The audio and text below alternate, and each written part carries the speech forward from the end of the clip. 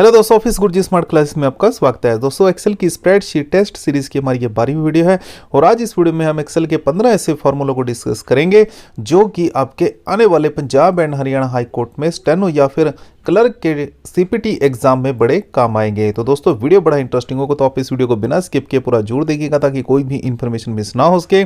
Channel को अगर आपने अभी तक सब्सक्राइब नहीं किया है तो चैनल को सब्सक्राइब करके बेल आइकन को जरूर दबा दीजिएगा ताकि जब भी मैं कोई नई वीडियो अपलोड करूँ उसका नोटिफिकेशन आपको मिल सके।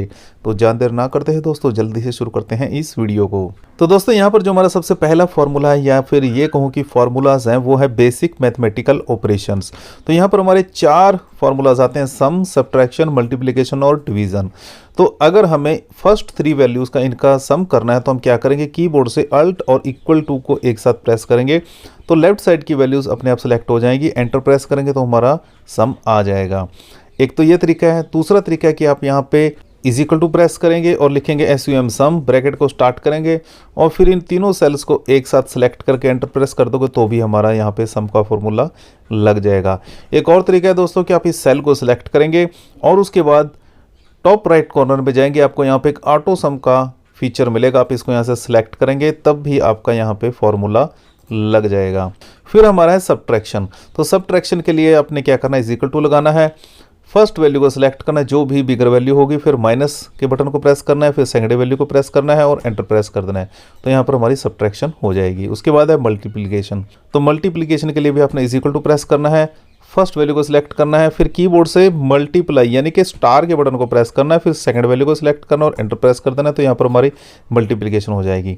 फिर है डिवीजन। डिवीजन के लिए आपने इज इक्वल टू प्रेस करना है, जो हमारी फर्स्ट वैल्यू है उसको सिलेक्ट करना है, फिर उसके बाद आपने डिवाइड के साइन को लगाना है और सेकंड वैल्यू को सिलेक्ट कर एंटर प्रेस कर देना है तो हमारी जो डिवीजन है वो भी हो जाएगी। तो इस तरह करके दोस्तों आप इन 4 बेसिक मैथमेटिकल ऑपरेशंस को एक्सेल में यूज़ कर सकते हैं। उसके बाद हमारा है एवरेज का फॉर्मूला। एवरेज का फॉर्मूला भी वैसे मैं आपको काफ़ी सारी वीडियोस के अंदर बता चुका हूं, लेकिन फिर भी यहाँ पर भी मैं आपको बता देता हूं। एवरेज निकालने के लिए दोस्तों में क्या करना है, इज इक्वल टू प्रेस करना है और उसके बाद टाइप करना है AVERAG एवरेज, ब्रैकेट को स्टार्ट करना है और फिर जितने भी वैल्यूज़ के हमें एवरेज निकालनी उनको एक साथ सेलेक्ट करना है और एंटर प्रेस कर देना है तो यहाँ पर हमारी एवरेज निकल के आ जाएगी। अब ऐसे ही बाकी बचे सभी सेल्स की एवरेज निकालने के लिए हम क्या करेंगे, इस फॉर्मूले को पकड़ के ड्रैग कर देंगे तो बाकी सभी सेल्स की भी एवरेज आ जाएगी। उसके बाद जो नेक्स्ट फॉर्मूला है दोस्तों वो है सम इफ। ये थोड़ा सा एडवांस फॉर्मूला है लेकिन फिर भी मैं आपको करा देता हूं कि अगर इससे रिलेटेड कोई भी क्वेश्चन आपको एग्जाम में आए तो आप उसको सॉल्व कर सकें। तो सम इफ का यूज़ क्या होता है दोस्तों, अब जैसे कि मेरे पास एक लिस्ट है, इसमें आप देख सकते हैं new Delhi new Delhi new Delhi और हरियाणा कई बार आया है। अब हमें क्या करना है कि न्यू दिल्ली जितनी बार भी आया है उसकी जो भी वैल्यूज़ है उनका टोटल एक जगह अलग से निकालना है। तो वो हम कैसे करेंगे, सम इफ फॉर्मूले का यूज़ करके। ऐसे ही अगर हमें हरियाणा का टोटल निकालना है अलग से कि हरियाणा की कितनी वैल्यूज़ हैं तो वो भी हम सम इफ फॉर्मूले के हेल्प से करेंगे। तो उसके लिए हम क्या करेंगे, न्यू दिल्ली के सामने वाले सेल को हम सेलेक्ट करके इज इक्वल टू प्रेस करेंगे और फिर टाइप करेंगे सम इफ, फिर ब्रैकेट को स्टार्ट करेंगे। अब हमें यहाँ पे रेंज देनी है तो रेंज के लिए हम क्या करेंगे, सबसे पहले जो हमारे स्टेट की वैल्यूज़ हैं उनको सेलेक्ट करेंगे, फिर कोमा लगाएंगे, फिर हमें यहाँ पे क्राइटेरिया देना है कि हम कौन सी वैल्यू का सम यहाँ पे निकालना चाहते हैं। तो हम यहाँ पे न्यू दिल्ली का सम निकालना चाहते हैं तो हम न्यू दिल्ली को सिलेक्ट करेंगे, उसके बाद फिर कोमा लगाएंगे। अब यहाँ पे हमें सम रेंज देनी है यानी कि कौन सी वैल्यूज़ का हमें सम निकालना है। तो हमें क्या करना है, सेल्स के आगे जितनी भी ये न्यूमेरिक वैल्यूज़ हैं इनको सेलेक्ट करके यहाँ पे रेंज दे देनी है, फिर ब्रैकेट को बंद करके एंटर प्रेस कर देंगे। तो भी आप देख सकते हैं कि न्यू दिल्ली की जितनी भी यहाँ पे वैल्यूज़ हैं उनका जो टोटल आया है वो है 72। ऐसे ही अगर हमें हरियाणा की वैल्यू निकालनी है तो हम इसको नीचे ड्रैग कर देंगे तो हमारी हरियाणा की वैल्यू भी आ जाएगी। तो इस तरह दोस्तों आप एक्सेल में सम इफ फॉर्मूले का यूज़ कर सकते हैं। उसके बाद जो हमारा नेक्स्ट फार्मूला है वो है काउंट इफ। तो यहाँ पर भी मैंने सेम ही टेबल को रखा है आपको समझाने के लिए। अब काउंट इफ का यूज़ क्या होगा, अब जैसे वहाँ पे तो हमने क्या किया था, ये जो वैल्यूज़ थी इनमें से हमने केवल एक पर्टिकुलर स्टेट का टोटल अलग से निकाला था, लेकिन काउंट इफ में क्या करेंगे, हम काउंट करेंगे कि न्यू दिल्ली पूरी लिस्ट के अंदर कितनी बार आया है। तो जैसे कि मैंने यहाँ पे न्यू दिल्ली को ऑलरेडी हाईलाइट भी कर रखा है कि हमारी यहाँ पे इस लिस्ट में न्यू दिल्ली 4 बार आई है। तो अब हमें इसको फॉर्मूले की हेल्प से निकालना है तो हम क्या करेंगे, यहाँ पे पहले इज इक्वल टू प्रेस करेंगे, फिर लिखेंगे काउंट इफ, ब्रैकेट को स्टार्ट करेंगे। अब हमें यहाँ पे रेंज देनी है तो रेंज के लिए हम क्या करें, यहाँ से सभी सेल्स को सिलेक्ट कर लेंगे, फिर यहाँ पे कोमा लगाएंगे। अब हमें यहाँ पे क्राइटेरिया देना है कि हम कौन सी वैल्यू को काउंट करना चाहते हैं तो हम यहाँ से न्यू दिल्ली वाले सेल को सिलेक्ट करके ब्रैकेट को बंद करके एंटर प्रेस कर देंगे। तो आप देख सकते हैं यहाँ पे न्यू दिल्ली हमारा इस लिस्ट के अंदर 4 बार आया है और मैंने उसको ऊपर हाईलाइट भी कर रखा है। तो इस तरह करके आप काउंट इफ फॉर्मूले का यूज़ करके वैल्यूज़ को काउंट कर सकते हैं कि पूरी लंबी लिस्ट में से अगर आप किसी पर्टिकुलर वैल्यू को काउंट करना चाहते हैं। उसके बाद जो हमारा नेक्स्ट फार्मूला वो है काउंट ए। तो यहाँ पर दोस्तों हम 2 फार्मूला का यहाँ पे यूज़ करेंगे, पहला है काउंट और दूसरा है काउंट ए। अब जैसे कि मान लीजिए आपको एक लिस्ट है, मैंने सेम ही टेबल यहाँ पे रखी है। अब इस टेबल में से आपको काउंट करना है कि कितनी वैल्यूज़ हैं। यहाँ पर हम टोटल नहीं कर रहे हैं, हम सिर्फ वैल्यूज़ को काउंट कर रहे हैं कि यहाँ पे न्यूमेरिक वैल्यूज़ कितनी हैं इस टेबल में। तो उसके लिए हम काउंट फार्मूले का यूज़ करेंगे। तो उसके लिए हम क्या करेंगे, पहले इज इक्वल टू लगाएंगे, फिर लिखेंगे काउंट, ब्रैकेट को स्टार्ट करेंगे और यहाँ से रेंज दे देंगे और ब्रैकेट को बंद करके एंटर प्रेस कर देंगे। तो यहाँ पर अब हमें काउंट फंक्शन ने काउंट करके दे दिया कि ये जो हमारी टेबल है इसमें जो न्यूमेरिक वैल्यूज़ हैं इस कॉलम में वो 12 हैं। अब अगर मैं यहाँ से मान लीजिए 1-2 वैल्यू को डिलीट कर देता हूँ तो आप देख सकते हैं नीचे जो हमारा रिज़ल्ट आया था उसमें से भी एक एक वैल्यू कम होती चली जाएगी। मान लीजिए यहाँ से मैं एक और वैल्यू को डिलीट कर दूंगा तो आप देखेंगे यहाँ पे सिर्फ 10 वैल्यूज़ रह गई हैं जो पहले 12 थी। मैं यहाँ से कंट्रोल Z कर देता हूँ। अब हम लगाएंगे काउंट ए फंक्शन। काउंट ए का भी दोस्तों लगभग सेम ही यूज़ है, बस इसमें थोड़ा सा फ़र्क है। तो हम क्या करेंगे, पहले काउंट ए टाइप करेंगे, ब्रैकेट को स्टार्ट करेंगे और फिर हम यहाँ से जो हमारी सेल रेंज है उसको सिलेक्ट करके ब्रैकेट को बंद करके एंटर प्रेस कर देंगे। अब देखेंगे ये भी सेम ही वैल्यू यहाँ पर हमें दे रहा है, लेकिन इन दोनों में हल्का सा डिफरेंस है। डिफरेंस क्या है दोस्तों कि जो काउंट फार्मूला है वो सिर्फ न्यूमेरिक वैल्यूज़ को काउंट करता है। अब मान लीजिए मैं यहाँ से 18 को डिलीट कर देता हूँ तो इसने क्या किया, 11 वैल्यूज़ को काउंट कर लिया। लेकिन अब अगर मैं यहाँ पे 18 की जगह कोई टेक्स्ट दे देता हूँ तो आप देख सकते हैं कि काउंट ए ने उस टेक्स्ट को भी काउंट कर लिया, जबकि काउंट फंक्शन ने केवल न्यूमेरिक वैल्यूज़ को ही काउंट किया। तो आप यहाँ पे फ़र्क समझ गए होंगे कि जो काउंट फंक्शन है वो केवल न्यूमेरिक वैल्यूज़ को काउंट करेगा, लेकिन जो काउंट ए फंक्शन है वो सेल की वैल्यू को काउंट करेगा, फिर उसमें चाहे टेक्स्ट हो चाहे न्यूमेरिक वैल्यू हो वो सबको काउंट कर लेगा। तो ये फ़र्क है दोस्तों काउंट और काउंट ए में। उसके बाद जो हमारा नेक्स्ट फंक्शन है वो है कॉनकैटिनेट। कॉनकैटिनेट का यूज़ होता है दोस्तों कि 2 सेल्स की वैल्यूज़ को आपस में मर्ज कर देना। अब जैसे कि मेरे पास यहाँ फर्स्ट नेम है और लास्ट नेम है, अब मुझे इन फर्स्ट नेम और लास्ट नेम को एक ही जगह फुल नेम के अंदर मर्ज करना है। तो उसके लिए हम क्या करेंगे, पहले इज इक्वल टू प्रेस करेंगे और फिर टाइप करेंगे कॉनकैटिनेट। जैसे कॉनकैटिनेट टाइप कीबोर्ड से टैप प्रेस करेंगे तो पूरे का पूरा फॉर्मूला अपने आप कॉपी हो जाएगा। उसके बाद हम फर्स्ट वैल्यू को सिलेक्ट करके कोमा लगाएंगे। अब हमें अगर ऑफिस गुरुजी जैसे हम यहाँ पे इसको एक ही नेम बनाना है, बीच में थोड़ा हमें स्पेस देना है, तो हम क्या करेंगे, डबल कोट्स के अंदर एक स्पेस देके फिर से डबल कोट्स को बंद करेंगे, फिर से कोमा लगाएंगे और सेकंड वैल्यू को सिलेक्ट करके एंटर प्रेस कर देंगे। तो यहाँ पर जो हमारी वैल्यूज़ हैं वो मर्ज हो जाएंगी। अब अगर बाकी की सभी वैल्यूज़ को भी आपने मर्ज करना है तो हम इसको नीचे ड्रैग कर देंगे तो हमारी सभी वैल्यूज़ मर्ज हो जाएंगी। उसके बाद जो नेक्स्ट फॉर्मूला वो है ट्रिम का। तो ट्रिम फार्मूला क्या करता है दोस्तों कि मान लीजिए आपने कॉपी करके पेस्ट किया कहीं से डाटा को, या फिर आपसे टाइप करते समय कुछ एक्स्ट्रा स्पेसेस अपने सेल के अंदर रह गए, तो ये ट्रिम फंक्शन उनको रिमूव कर देता है। जैसे कि मेरे पास ये नेम्स के अंदर कुछ यहाँ पे नेम है, लेकिन इनमें आप देखेंगे कि बहुत ही ज़्यादा स्पेस है, तो इन सबको 1 सेकंड में रिमूव करने के लिए हम यहाँ पे ट्रिम फंक्शन का यूज़ करेंगे। तो कैसे लगाएंगे, पहले इज इक्वल टू लिखेंगे, फिर लिखेंगे ट्रिम, ब्रैकेट को स्टार्ट करेंगे, सेल को सिलेक्ट करके एंटर प्रेस कर देंगे। तो यहाँ पे देखेंगे आप कि बाकी जितने भी बीच में स्पेसेस थे वो सब रिमूव हो चुके हैं। अब ऐसे ही सभी सेल्स पर हम इसको अप्लाई कर देंगे तो अब देखेंगे बाकी सभी सेल्स के भी स्पेसेस बीच में से रिमूव हो चुके हैं। तो ये बड़ा ही यूजफुल फंक्शन है। उसके बाद the most important percentage increase and decrease, और ये तो आपको 100 में से 70-80% आ भी सकता है एग्जाम के अंदर, तो इसको तो आपने बड़े ध्यान से सीखना ही सीखना है। तो परसेंटेज इंक्रीज और डिक्रीज ये क्या होता है दोस्तों, मान लीजिए कि एक स्टेट की पोल्यूशन 2013 में 15 लाख थी और 2015 में वो 17.5 लाख हो गई। तो अब हमें बताना है कि वो कितने % इंक्रीज हुई, तो उसके लिए हम यहाँ पे परसेंटेज इंक्रीज और डिक्रीज फॉर्मूले का यूज़ करेंगे। यहाँ पर हम उसकी एब्सोल्यूट इंक्रीज और डिक्रीज भी बताएंगे, वो भी मैं आपको बताऊँगा वो क्या होता है। तो सबसे पहले हम परसेंटेज इंक्रीज और डिक्रीज का यूज़ करेंगे, तो उसके लिए हम क्या करेंगे, इज इक्वल टू प्रेस करेंगे और फिर ब्रैकेट को स्टार्ट करेंगे। फिर हमें जो हाईएस्ट वैल्यू होती है पहले उसको सिलेक्ट करना है, फिर माइनस के बटन को प्रेस करके लोएस्ट वैल्यू को सिलेक्ट करके, यानी कि जो पिछले वाली वैल्यू थी लास्ट ईयर वाली, उसको सिलेक्ट करना है। फिर ब्रैकेट को बंद करना है और फिर उसको डिवाइड कर देना है जो हमारी लास्ट ईयर वाली वैल्यू थी उसके साथ और एंटर प्रेस कर देना है। तो अभी आप देखेंगे कि यहाँ पर जो हमारी वैल्यू आई है वो परसेंटेज में नहीं आई है, तो इसको परसेंटेज में कैसे कन्वर्ट करेंगे। तो आप क्या करेंगे, इस सेल को सिलेक्ट करेंगे और ऊपर आप होम टैब पे जाएंगे। यहाँ पर आपको नंबर कमांड ग्रुप में एक परसेंटेज का साइन मिलेगा, आपने इसको यहाँ से सिलेक्ट कर देना है। तो अभी आप देखेंगे कि जो हमारी वैल्यू पहले पॉइंट में आ रही थी, डेसिमल में आ रही थी, वो अब परसेंटेज में कन्वर्ट हो चुकी है। यानी कि जो पॉपुलेशन 2013 में 15 लाख थी, जब वो 2015 में 17.5 लाख हो गई तो उसमें 17% का इंक्रीज़ आ गया। अब ऐसे ही बाकी सभी वैल्यूज़ को चेक करने के लिए हम क्या करेंगे, इसको नीचे ड्रैग कर देंगे तो बाकी सभी वैल्यूज़ का भी यहाँ पे हमें परसेंटेज का पता चल गया कि इंक्रीज़ और डिक्रीज़ कैसे हुई। अब यहाँ पे इंक्रीज़ का तो हम देख लिया, अब डिक्रीज़ का कैसे करेंगे। तो डिक्रीज़ का करने के लिए यहाँ पे हम पहले इसको डिलीट कर देते हैं। अब यहाँ पे जैसे हमारी फर्स्ट जो वैल्यू थी वो 16 लाख थी, लेकिन मान लीजिए 2015 में वो 14 लाख ही रह गई।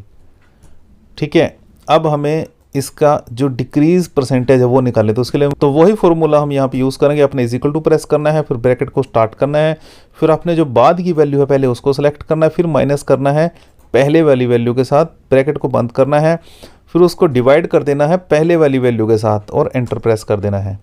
तो अभी आप देख सकते हैं यहाँ पर -13% ये जो वैल्यू है वो कम हो गया, मतलब डिक्रीज हो गया पॉपुलेशन पहले से। अब हमें निकालनी है एब्सोल्यूट इंक्रीज और डिक्रीज।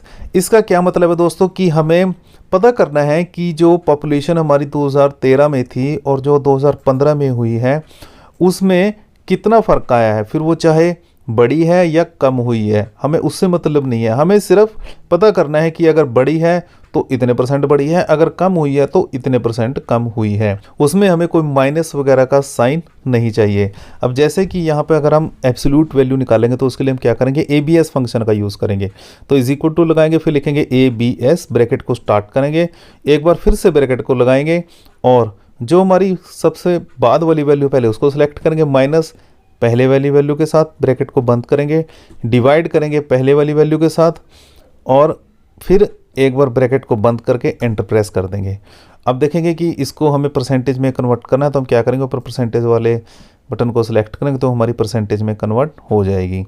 अब यहाँ पर आप देख सकते हैं कि हमारी जो सेकंड वैल्यू वो माइनस में है। अब अगर हम इसको नीचे फॉर्मूले को ड्रैग करेंगे तो आप देख सकते हैं यहाँ पे माइनस का साइन नहीं आया है। अब यहाँ पर जो वैल्यू आई है वो ना माइनस में है ना प्लस में है, वो केवल हमें इंक्रीज या फिर डिक्रीज पता चल रहा है कि अगर कम हुई है तो इतने परसेंट कम हुई है, अगर इंक्रीज हुई है तो इतने परसेंट इंक्रीज हुई है। तो इसको हम एब्सोल्यूट वैल्यू कहते हैं। ऐसे अगर हम नीचे ड्रैग करेंगे तो यहाँ पर भी कोई फर्क नहीं पड़ेगा।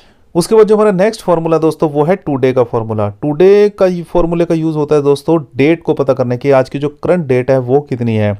अब जैसे मान लीजिए मेरे को यहाँ पे इस सेल में टुडे यानी कि आज की डेट पता करनी, तो मैं क्या करूँगा, इज इक्वल टू प्रेस करके लिखूंगा टुडे और ब्रैकेट स्टार्ट क्लोज करके एंटर प्रेस कर दूंगा तो हमारी ये आज की डेट यहाँ पे आ जाएगी। अब इसका आपको यूज़ कैसे करना है, अब मैंने सैम्पल टेस्ट 10 में आपको बताया था कि हम कैसे डेट ऑफ बर्थ का यूज़ करके एज को निकाल सकते हैं, तो वही अब हम यहाँ पे आपको मैं फिर से बता देता हूँ। क्या करेंगे, इज इक्वल टू प्रेस करेंगे, यहाँ पे लिखेंगे डेटेड इफ़। तो डेटेड इफ़ लिखने के बाद हम क्या करेंगे, सबसे पहले फर्स्ट डेट यानी कि जो डेट ऑफ बर्थ है उसको सिलेक्ट करेंगे, फिर कोमा लगाएंगे। अब यहाँ पे हमें लगानी है आज की डेट, तो आज की डेट या फिर कोई और डेट जो अगर आप डिफरेंस पता करना चाहते हैं बाद की डेट आपने यहाँ पे टाइप करनी है।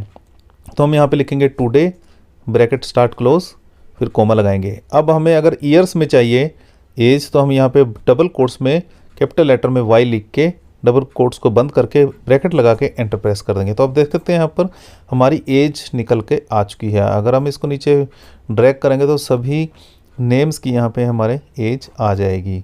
तो इस तरह करके आप एक्सेल में टुडे फंक्शन का यूज़ डेटेड इफ़ के साथ कर सकते हैं। अगर आपको डेट के साथ साथ टाइम भी कैलकुलेट करना है तो हम नाउ फंक्शन का यूज़ कर सकते हैं। उसके लिए हम क्या करेंगे, इज इक्वल टू लिखेंगे, नाउ लिखेंगे और ब्रैकेट को स्टार्ट क्लोज करके एंटर प्रेस करेंगे तो यहाँ पर हमारी डेट के साथ टाइम भी आ जाएगा। उसके बाद दोस्तों जो हमारा नेक्स्ट फार्मूला है वो है प्रॉपर केस। अब मान लीजिए आपको क्वेश्चन पेपर में बोला जाए कि आपको जितने भी नेम्स दिए गए हैं उनको आपको प्रॉपर केस में कन्वर्ट करना है। प्रॉपर केस होता है दोस्तों कि फर्स्ट जो लेटर होगा वो कैपिटल होगा, उसके बाद सारे स्मॉल में होंगे। तो उसको फॉर्मूले की हेल्प से कन्वर्ट करने के लिए अपने क्या करना है, पहले इज इक्वल टू प्रेस करना है, फिर लिखना है प्रॉपर, ब्रैकेट को स्टार्ट करना है, फिर बाद सेल को सिलेक्ट करना है और एंटर प्रेस कर देना है। तो जो आपका नेम होगा वो प्रॉपर केस में कन्वर्ट हो जाएगा। बाकी के सभी सेल्स को भी कन्वर्ट करने के लिए हम इसको नीचे ड्रैग करेंगे तो बाकी के सभी सेल्स भी हमारे यहाँ पे कन्वर्ट हो जाएंगे। उसके बाद जो हमारा नेक्स्ट फॉर्मूला है वो है अपर केस। तो यहाँ पर हमें लोअर केस नेम फिर से मिले हैं और हमें बोला गया है कि इनको अपर केस में कन्वर्ट करो। तो उसके लिए हम क्या करेंगे, यहाँ पे इक्वल टू लगाएंगे और लिखेंगे अपर, ब्रैकेट को स्टार्ट करेंगे, फर्स्ट सेल को सिलेक्ट करके ब्रैकेट को बंद करके एंटर प्रेस कर देंगे। तो अब देखेंगे कि जो हमारा टेक्स्ट था वो अब सारा अपर केस में कन्वर्ट हो चुका है। बाकी सभी को कन्वर्ट करने के लिए हम क्या करेंगे, सभी पे इस फॉर्मूले को ड्रैग कर देंगे, बाकी सभी नेम्स भी हमारे कैपिटल के अंदर कन्वर्ट यानी कि अपर केस में कन्वर्ट हो जाएंगे। उसके बाद जो हमारा नेक्स्ट फार्मूला है वो है लोअर केस। अब मान लीजिए आपको अपर केस में कुछ डाटा दिया जाए और आपको बोला जाए कि इनको फटाफट से लोअर केस में कन्वर्ट कर दो। तो उसके लिए आप क्या करेंगे, इज इक्वल टू लगाएंगे, पहले लिखेंगे LOWER लोअर, ब्रैकेट को स्टार्ट करेंगे, फर्स्ट सेल को सिलेक्ट करके एंटर प्रेस कर देंगे। तो जो आपका डाटा है वो अपर से लोअर में कन्वर्ट हो जाएगा। अगर हम इसको पकड़ के ड्रैग करेंगे तो बाकी के सभी नेम्स भी हमारे लोअर में कन्वर्ट हो जाएंगे। उसके बाद जो हमारा नेक्स्ट फार्मूला है वो है लेन फंक्शन यानी कि लेंथ फंक्शन। अगर हम इसको फुल फॉर्म में बोले, इस फंक्शन का क्या यूज़ है दोस्तों, ये हमें किसी भी करैक्टर न्यूमेरिक वैल्यू की लेंथ बताता है कि उसकी लेंथ कितनी है। अब जैसे कि हम इसका यूज़ करने के लिए क्या करेंगे, पहले इज इक्वल टू प्रेस करेंगे, फिर लिखेंगे LEN लेन, ब्रैकेट को स्टार्ट करेंगे और जो हमारा राजेश कुमार नाम वाला सेल है इसको सेलेक्ट करके एंटर प्रेस कर देंगे। तो यहाँ पर इसने हमें इस सेल के जो अंदर वैल्यूज़ हैं उसकी लेंथ बता दी कि इस सेल के अंदर 12 करैक्टर्स का यूज़ हुआ है। अब अगर मैं यहाँ पे एक स्पेस दे के 4 करैक्टर्स को और ऐड कर दूं तो आप देखेंगे कि यहाँ पर जो हमारी लेंथ है अब वो 17 हो चुकी है, क्योंकि इसने यहाँ पे स्पेसिस को भी कैलकुलेट किया है लेंथ में। तो इस तरह दोस्तों आप लेन फंक्शन का यूज़ करके एक्सेल में किसी भी सेल में डाटा की लेंथ निकाल सकते हो। उसके बाद जो हमारा नेक्स्ट फार्मूला दोस्तों वो है कन्वर्ट। अब अगर आपको क्वेश्चन पेपर में आ जाए कि आपको मीटर से फुट में कन्वर्ट करना है या किसी और वैल्यू में कन्वर्ट करना है तो आप कन्वर्ट फंक्शन का यूज़ करके उसको बड़ी आसानी से यूज़ कर सकते हैं। तो उसके लिए क्या करेंगे, पहले इज इक्वल टू प्रेस करेंगे, फिर हम यहाँ पे लिखेंगे CONVERT कन्वर्ट, ब्रैकेट को स्टार्ट करेंगे। उसके बाद आप देखेंगे यहाँ पे हमें नंबर को सिलेक्ट करना है कि यानी कि वैल्यू को सिलेक्ट करना है जिसको हम कन्वर्ट करना चाहते हैं। तो जैसे मैं 1 को कन्वर्ट करना चाहता हूँ तो मैं 1 यहाँ पे नंबर को सिलेक्ट कर लूँगा, फिर कोमा लगाएंगे। अब हमें पूछा जा रहा है कि फ्रॉम यूनिट यानी कि कौन सी यूनिट से आप उसको कन्वर्ट करना चाहते हैं। तो जैसे ये मैंने मीटर से फुट में कन्वर्ट करना है तो मीटर के लिए यहाँ पर हम डबल कोट्स में M टाइप कर देंगे। वैसे आप चाहे तो नीचे आपको और भी ऑप्शंस मिल रहे हैं, आप उनको भी यूज़ कर सकते हैं। जैसे कि अगर आप टन से कन्वर्ट करना चाहते हैं तो TON लिख सकते हैं, अगर आप ग्राम से कन्वर्ट करना चाहते हैं तो केवल G लिख देंगे। तो ऐसे आपको नीचे सारे ऑप्शंस मिल जाएंगे। आप नीचे इसको यहाँ से ड्रैग करेंगे तो आपको और भी यहाँ पे बहुत से ऑप्शन मिल जाएंगे। अब मेरे को ये फुट में कन्वर्ट करना है तो उसके लिए हम क्या करेंगे, पहले कोमा लगाएंगे। अब हमसे पूछ रहा है कि 2 यूनिट यानी कि कौन सी यूनिट में आप इसको कन्वर्ट करना चाहते हैं। तो यहाँ पर अब हम डबल कोट्स में लिख देंगे FT, फुट के लिए FT, और डबल कोट्स को बंद करके ब्रैकेट को बंद करके एंटर प्रेस कर देंगे। तो यहाँ पर हमारी मीटर टू फुट अब कन्वर्जन हो चुकी है। अब अगर मैं 10 मीटर को फुट में कन्वर्ट करना चाहता हूँ तो मैं बस सिंपली इस फॉर्मूले को नीचे ड्रैग कर दूंगा। आप देख सकते हैं यहाँ पे हमारा 10 मीटर का फुट में भी कन्वर्जन हो चुका है। ऐसे ही अगर हम बाकी की वैल्यूज़ का भी कन्वर्जन देखना चाहते हैं तो हम इसको नीचे ड्रैग कर देंगे। तो इस तरह करके आप एक्सेल में कन्वर्ट फंक्शन का यूज़ करके लेंथ का कन्वर्जन बड़ी आसानी से कर सकते हैं। उसके बाद जो हमारा नेक्स्ट फार्मूला या फिर ये कहूँ कि फार्मूलाज है वो है मैक्सिमम और मिनिमम। ये सवाल तो दोस्तों आपको 101% आना ही आना है इस एग्ज़ाम में। तो ये तो फार्मूला आपको रटा होना चाहिए बिल्कुल भी, और ये लगभग मैंने जितने भी टेस्ट कराए हैं उनमें से 70-80% में ये आया ही है। तो मैक्सिमम मिनिमम का यूज़ क्या होता है दोस्तों, इसका यूज़ ये है कि अगर आपको ऊपर वैल्यूज़ में से मैक्सिमम वैल्यू को बाहर निकालना है तो हम मैक्स फंक्शन का यूज़ करेंगे, अगर मिनिमम वैल्यू को बाहर निकालना है तो हम मिनिमम का यूज़ करेंगे। तो मैक्स फंक्शन का यूज़ करने के लिए हम क्या करेंगे, पहले इज इक्वल टू प्रेस करेंगे और टाइप करेंगे MAX मैक्स, फिर ब्रैकेट को स्टार्ट करेंगे और यहाँ पर हम रेंज सेलेक्ट कर लेंगे ऊपर जितनी भी वैल्यूज़ को हमें कैलकुलेट करना है और एंटर प्रेस कर देंगे। तो यहाँ पर आप देखेंगे कि ऊपर में जितनी भी वैल्यूज़ थी उनमें से जो सबसे मैक्सिमम वैल्यू थी वो हमारी नीचे आ गई है। अब अगर ऐसे ही मिनिमम वैल्यू को निकालना है तो हम इज इक्वल टू प्रेस करेंगे, टाइप करेंगे MEN मिन, ब्रैकेट को स्टार्ट करेंगे, फिर से हम ऊपर वैल्यूज़ को सिलेक्ट करेंगे और एंटर प्रेस कर देंगे तो हमारी मिनिमम वैल्यू भी आ जाएगी। तो ये थे दोस्तों 15 ऐसे फार्मूलाज जो कि आपको आपके आने वाले स्टेनो या फिर क्लर्क के CPT एग्जाम में बड़े काम आ सकते हैं। तो होपफुली आपको इस वीडियो के अंदर दी गई जानकारी पसंद आएगी। अगर आपको वीडियो पसंद आई है तो प्लीज़ इसको लाइक और शेयर जरूर कीजिएगा। चैनल को अगर आपने अभी तक सब्सक्राइब नहीं किया है तो चैनल को सब्सक्राइब करके बेल आइकन को जरूर दबा दीजिएगा, ताकि जब भी मैं कोई नई वीडियो अपलोड करूँ उसका नोटिफिकेशन आपको मिल सके। तो मिलते हैं आपसे नेक्स्ट वीडियो में, तब तक के लिए जय हिंद, वंदे मातरम।